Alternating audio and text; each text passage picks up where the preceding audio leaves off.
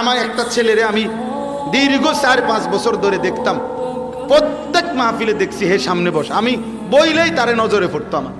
পরে একদিন আমি তারে ডাকছি, ডাইকে আমি বললাম তুমি কি করো?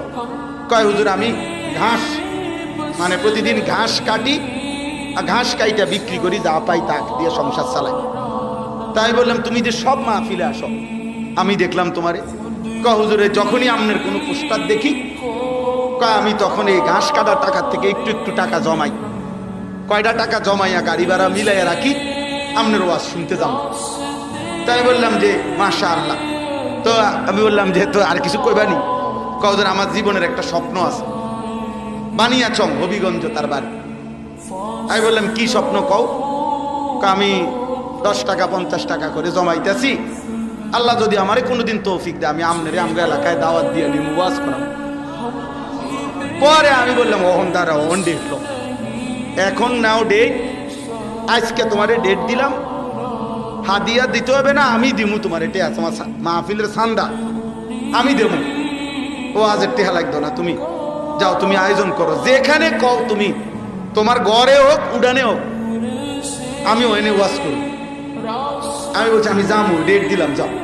আশ্চর্য বানিয়াচং, আমি গত বছর এই ছেলেটা তার দাওয়াতে আমি গেছি মাহফিলে, গিয়া দেখলাম বানিয়াচং বাংলাদেশের সবচেয়ে বড় গ্রাম, এটা জানেন? বাংলাদেশের সবচেয়ে বড় গ্রামের নাম হলো এই বানিয়াচং হবিগঞ্জ। এক গ্রাম এক উপজেলা। হ্যাঁ হ্যাঁ, এটা গ্রাম একটাই, একটা উপজেলা, বুঝছেন না হুজুর? গিয়া দেখছি ওই গ্রামের মানে ওই উপজেলার সবচেয়ে বড় কলেজ হাই স্কুল মাঠ, যেটা বিশাল মাঠ, এই মাঠে এই ছেলে মাহফিল মানে আয়োজন করছে। আমি গিয়া দেখি একেবারে যদি কম হয় মানুষ 15-20 হাজার,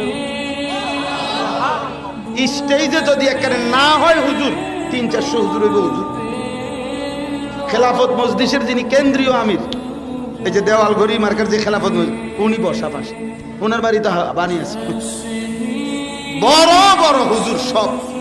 তাই বললাম কি রে কারবারটা কি তারে, কার মাহফিল?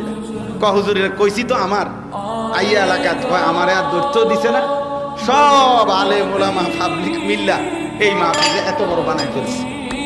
তাইলে দোস্ত একজন শ্রোতাকেও মানুষ দেখতে দেখতে চিনে।